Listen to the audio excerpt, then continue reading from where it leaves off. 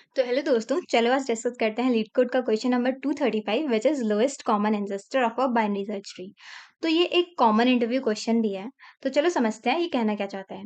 ठीक है, तो यहाँ पे आपको एक बाइनरी सर्च ट्री गिवन है और यहाँ पे आपको उसका लोएस्ट कॉमन एंसेस्टर रिटर्न करना है। ठीक है, तो यहाँ पे लोएस्ट कॉमन एंसेस्टर अब होता क्या है, तो यहाँ पे अगर आपको दो नोड्स गिवन है, इस क्वेश्चन में आपको दो नोड्स गिवन ही होंगे वैसे तो। यहाँ पे आपको एक पी नोड गिवन है और एक क्यू नोड गिवन है और आपको एक लोएस्ट कॉमन एंसेस्टर रिटर्न करना है। ठीक है, अब पी और क्यू लोएस्ट कॉमन एंसेस्टर मतलब जो, अब इसके एंसेस्टर्स क्या होते हैं, मतलब कॉमन एंसेस्टर मतलब उसके कॉमन पेरेंट नोड कौन कौन से हैं। तो फर्स्ट कॉमन पेरेंट नोड जो होगा वो आपको उसका रिटर्न करना है। फॉर एग्जाम्पल अगर मैं 2 और 8 की बात करूँ तो इसका एक ही कॉमन पेरेंट नोड है विच इज 6, तो आपको यहाँ पे 6 रिटर्न करना है। अगर मैं 4 और 5 की बात करूँ, 4 और 5 के लिए तो 4 ही इसका कॉमन पेरेंट है क्योंकि 5 का एंसेस्टर क्या है, 4, और 4 खुद ही यहाँ पे एक नोड है जो हमें गिवन है, तो इसका आंसर हम 4 ही रिटर्न करेंगे। अगर यहाँ बात की जाए 0 और 4 की, तो इनका कॉमन एंसेस्टर्स कितने हैं, 2 और 6, लेकिन यहाँ पे आपका जो फर्स्ट कॉमन एंसेस्टर है वो 2 है, तो यहाँ पे 2 रिटर्न होगा। ठीक है, तो इतने मेरे ख्याल से इतने एग्जांपल्स काफी होंगे आप लोगों के समझाने के लिए। तो अब समझते हैं कि हम इस क्वेश्चन को अप्रोच कैसे करेंगे, इस क्वेश्चन की अप्रोच क्या रहेगी करने की। ठीक है, तो चलिए डिस्कस करते हैं। तो देखिए मैंने सेम एग्जाम्पल उठा दिया है जो हमें गिवन था। तो यहाँ पे अम, ये आपका बाइनरी सर्च ट्री है। ठीक है, तो यहाँ पे हमारे केसेस क्या क्या हो सकते हैं, आपके पी और क्यू कहाँ कहाँ लाइक कर सकते हैं। तो हम यहाँ पे नोड को सर्च करने वाले हैं स्टार्टिंग से। तो मैं यहाँ से नोड्स को सर्च करूंगी, यहाँ पे मैं ये लिस्ट उठा लेती हूँ। तो यहाँ से अगर मैं सर्च करूँ तो अब मेरा दो नोड्स गिवन है, तो सपोज करिए कि मेरा पी है आपका 2 और क्यू है 8। ओके, और हम स्टार्ट कर रहे हैं अपने रूट से। ठीक है, अब देखिए यहाँ पे इस केस में क्या हो रहा है कि मेरा P तो हमारा लेफ्ट सब ट्री में लाई कर रहा है और Q हमारा राइट सब ट्री में लाई कर रहा है। ठीक है, दोनों अलग अलग सब ट्रीज में लाई कर रहे हैं। अब मैं इस रूट नोड के लिए चेक कर रही हूँ, तो इस रूट नोड के लिए ये P इधर लाई कर रहा है और Q इधर लाई कर रहा है, तो इसका मतलब यही आंसर है मेरा, यही मेरा कॉमन एंसेस्टर है। ठीक है, लेकिन अगर यहाँ पे 8 की जगह मैं 4 कर दूं, तो दोनों मेरे लेफ्ट सब ट्री में लाई कर रहे हैं। तब मैं इस 6 के लिए चेक करूंगी, तो ये दोनों मेरे लेफ्ट सब ट्री में लाई करेंगे, है ना, 2 और 4। ठीक है, अब राइट सब ट्री में जाने का तो कोई फायदा ही नहीं है क्योंकि इस सब ट्री में ना मेरा पी है ना क्यू है, तो मैं लेफ्ट सब ट्री में ही रिकर्सिवली आइटरेट करूंगी। ओके, तो मैंने 6 चेक कर लिया, फिर मैं 2 के लिए चेक करूंगी। ठीक है, तो 2 खुद एक एंसेस्टर है और यहाँ पे 4 का एंसेस्टर भी 2 ही है, तो यहाँ पे कौन रिटर्न होगा, रिटर्न होगा 2। ठीक है, अगर और नीचे होता मतलब 3 और 5 होते मेरे नोट्स, तो भी मैं 2 के लिए चेक करती कि 2 के लिए हमारा कहाँ लाई कर रहा है। ठीक है, सिमिलरली फिर मैं 4 के लिए चेक करती कि कहाँ लाई करें, कहाँ लाई कर सकते हैं। 2 के लिए 3 और 5 उसके लेफ्ट सब ट्री में तो लाई करेंगे नहीं।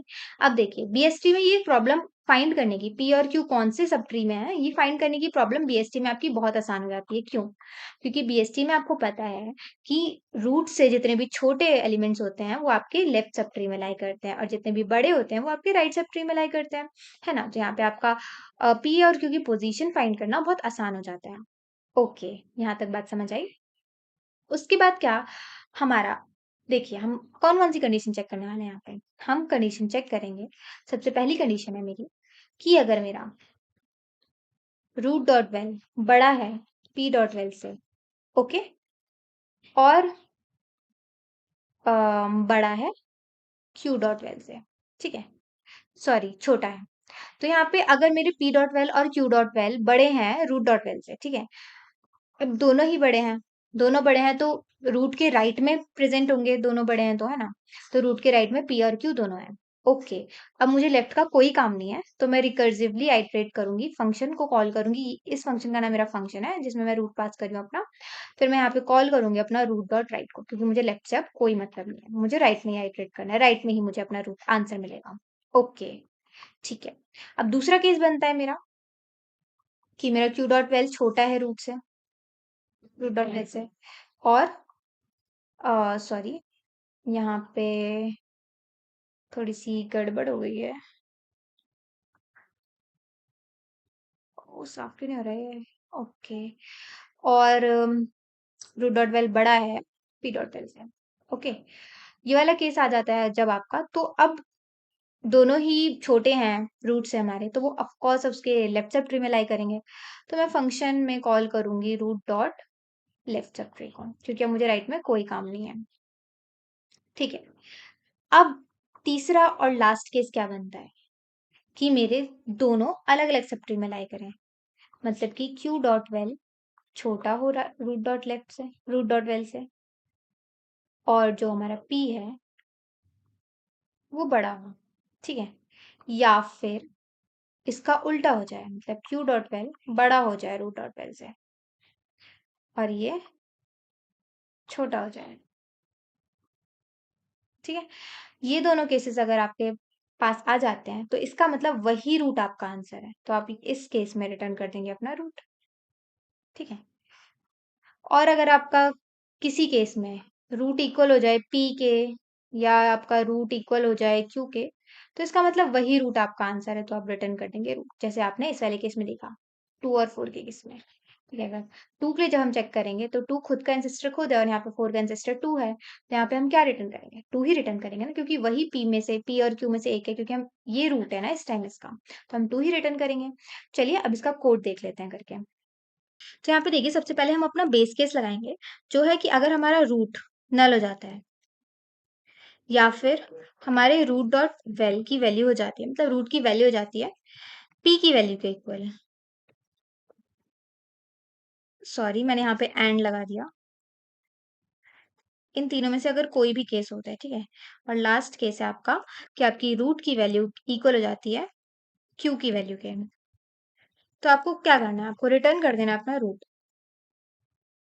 ठीक है, अगला केस चेक करेंगे। अगला केस आता है अगर आपकी रूट की जो वैल्यू है वो बढ़ी हो जाती है पी की वैल्यू से, और रूट की जो वैल्यू है वो छोटी हो जाती है क्यू की वैल्यू से, या फिर जस्ट इसका उल्टा। यहाँ पे मैं एक और ब्रैकेट लगा लेती हूँ, फिर इसको कॉपी पेस्ट करके आगे हम लिख देंगे। ओके, या फिर जैसे इसका उल्टा, ये बड़ी और ये छोटी। ठीक है, जब आपका ये वाला केस बनेगा तो आपको अपना रिटर्न कर देना है रूट,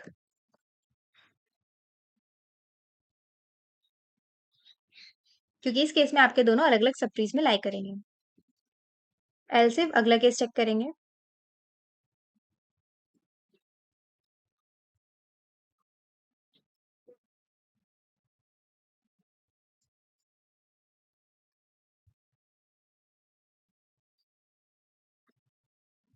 अगर आपकी रूट की वैल्यू दोनों से बड़ी है, पी से भी बड़ी है और क्यू से भी बड़ी है, तो इसका मतलब कि आपके जो पी और क्यू हैं वो लेफ्ट सब ट्री में लाई कर रहे हैं, तो यहाँ पे हम अपना फंक्शन कॉल कर लेंगे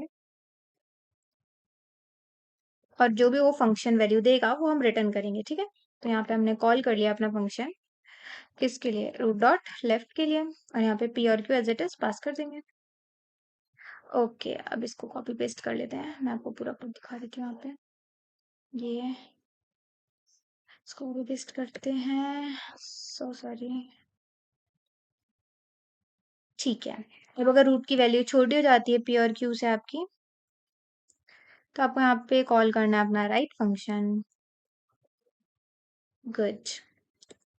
अब लास्ट में देखिए, इन तीनों केसेस के अलावा, इन चारों केसेस के अलावा तो आपका कोई और केस पॉसिबल नहीं है, लेकिन यहाँ पे अगर हम इसको रन करेंगे तो आपका लीड कोड एरर देगा और बोलेगा कि यहाँ पे आपने कुछ रिटर्न नहीं किया है, मतलब आपका रिटर्न मिसिंग है। ठीक है, तो यहाँ पे हमको कुछ भी रिटर्न करना पड़ता है, जबकि हमें पता है कि वो चीज़ कभी आपकी चलने नहीं वाली, पर हम फिर भी रिटर्न कर देते हैं। ठीक है, अब इसको चला के देख लेते हैं।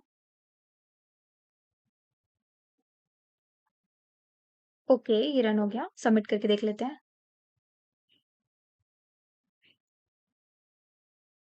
So that's it. और ये तो जैसे कि आप देख सकते हैं, इसकी टाइम कॉम्प्लेक्सिटी है बिग ओ ऑफ एन, वो भी वर्स्ट केस में।